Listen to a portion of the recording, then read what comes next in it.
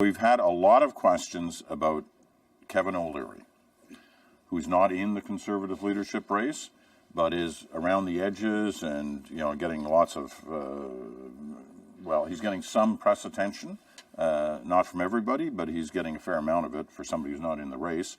Why isn't he in the race? He says he's not in the race until there are fewer candidates. There are 14 at the moment. He wants to see the race cull down. Others believe the real reason he's not in the race is he doesn't want to do the French language debate, which comes up next. It's in he's not going to be able to hide the fact that he can't speak French, and he has managed to make a lot of people offended by his notion that young Quebecers who don't tend to vote Conservative, just so he knows, are bilingual, so they don't care. I've sat next to young colleagues who were up in arms over this and found this so totally unacceptable as a position.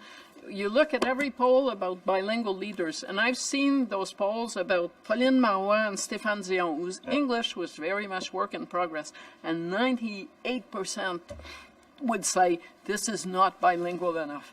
So can you win the Conservative leadership race with no support from French Quebec?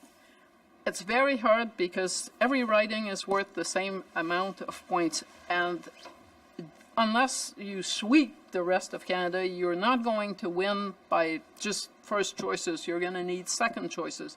There are 78 ridings. It's the second largest pool of points. And it's not just Francophone Quebec. People in Montreal, on the West Island, are not going to vote for a Conservative leader who can't speak French in Quebec. It's not just Quebec. No. Right? If you want to win Ontario, one of the things Ontarians ask is, are you credible in Quebec? New Brunswick? And New Brunswick as well. I mean, they rejected Preston Manning, who was the founder of the Reform Party, for Stockwell Day, in part because Stockwell Day could speak French. And Kevin O'Leary has many qualities, possibly, but he is no Preston Manning. He's a very odd candidate, if you want to get into Kevin O'Leary more generally.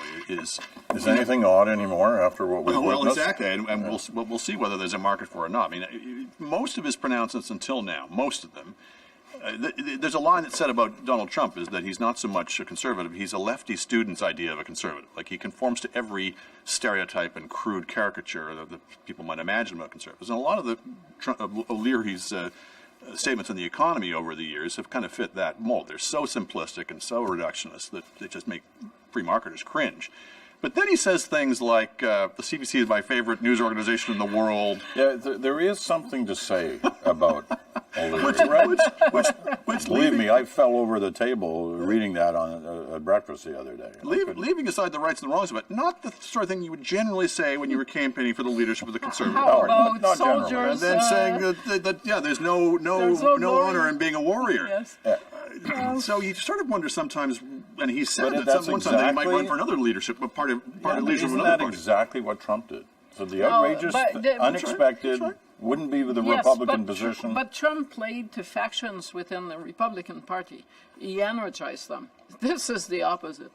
If you were going to do the CBC or the warrior thing, you probably should run for the NDP. And just to come back to the rules of the race. That's something to see.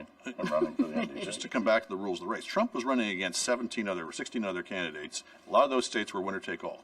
Okay, so all the field was divided against him. In this race, not only are each of the ridings equally weighted, but the votes are allotted proportionally. It's not winner take all. You don't just take that riding and get all of its votes.